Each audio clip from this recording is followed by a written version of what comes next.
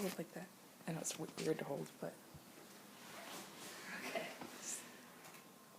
Okay, hi, my name is Haley Nordvac, and this is my master's speech. It's my international speech that I'm doing again. It's about elephant poaching, and it's called Saving the Elephants One Tusk at a Time. So who doesn't love going to the zoo and seeing the elephants, or seeing elephants on TV like Planet Earth and whatnot? I know I do. It's my favorite animal. Growing up, I had a stuffed animal elephant named Peanut with me everywhere.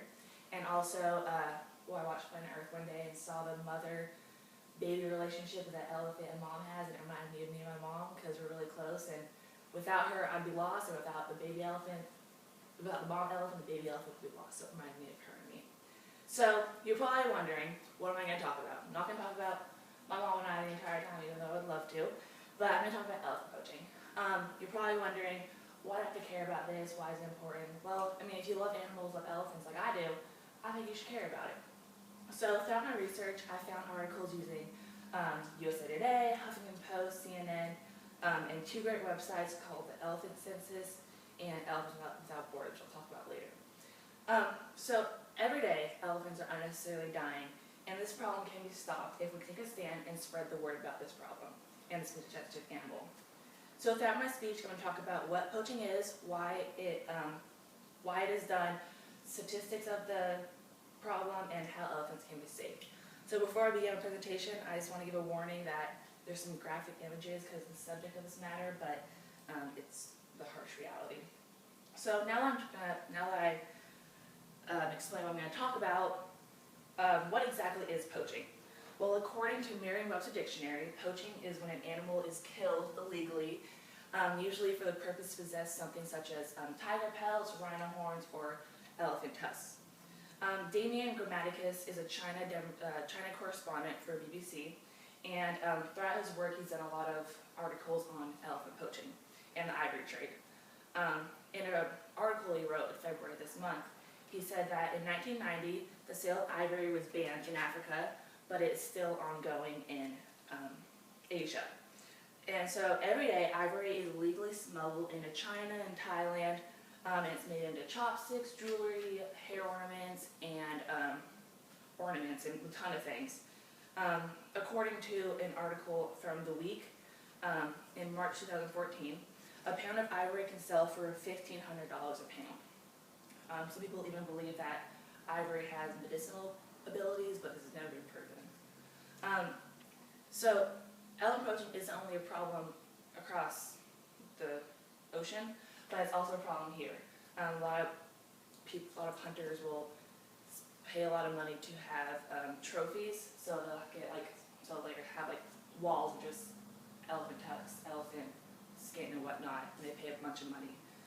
Suzanne Lieberman from the U.S. News wrote an article of 2014 of this year in May, and she said that the president made a decision, and it was to prohibit all commercial imports and interstate commerce in elephant ivory, even antiques. So this is a step in the right direction, because behind China, the U.S. has the largest domestic commercial ivory trade in the world.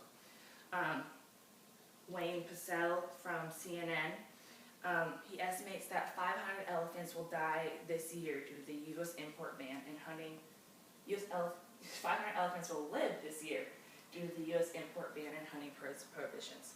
So now that we look at the high demand of ivory, let's look at the number of elephants that have died due to this trade.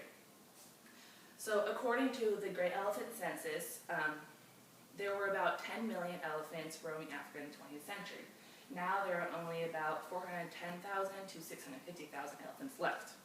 So just last month, the largest living elephant, Sateo, he was killed. He was about 45 years old. He had tusks that almost touched the ground. From the sky, he could be seen because he was so large. He was so badly mutilated that it took about 10 days to see that it was actually this beloved elephant. And according to Ed Mazza from the Huffington Post in an article in June, apparently ivory now surpasses the cost of gold, making ivory the most profitable trade business. So this large elephant was able to resist poaching for years, but he eventually succumbed to this horrible death and cruel death. So as you see from this picture, it is a disgusting trade. So not many people know that how big a problem elephant poaching is, but if 95% of the elephant population has been killed in the last 100 years, then what will it be like in 100 years, or even 20 years? So I hope that this has showed you how serious a problem this is, but now you're probably wondering, what can I do about it? Well, Mike Chase is a conservation biologist, and he founded Elephants Without Borders. According to their website, it is a nonprofit organization that strives to identify wildlife migratory corridors, secure wild habitats, and evaluate conservation of all wildlife. If you simply type in Elephant Without Borders into Google, you'll come to this amazing website. It has a bunch of information on elephants. I encourage you to look up this website and become aware of this problem.